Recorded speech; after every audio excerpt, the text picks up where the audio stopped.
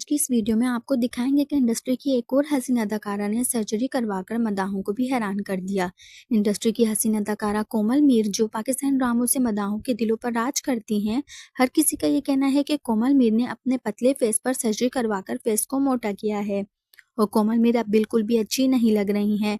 Surgery से पहले और सर्जरी के बाद की तमाम तस्वीर देखने के लिए वीडियो को एंड तक क्लास में देखिएगा। वीडियो को लाइक करने के साथ चैनल को सब्सक्राइब भी कर लीजिए कि आने वाली हर नई वीडियो आप तक बआसानी पहुंच सके।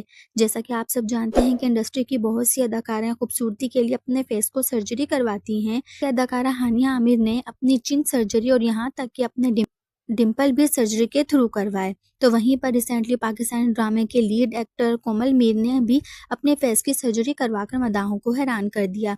जहां पर एक हफ्ते के अंदर अंदर कोमल मीर इतनी हेल्दी हो गई हैं कि मदाह भी हैरान रह गए हैं। बहुत से लोगों का कहना है कि कोमल मीर ने अपना वेट गेन किया है, लेकिन फैंस ये भी देख रहे हैं कि कोमल मीर एक हफ्ते के अंदर इतना वेट गेन नहीं कर सकती।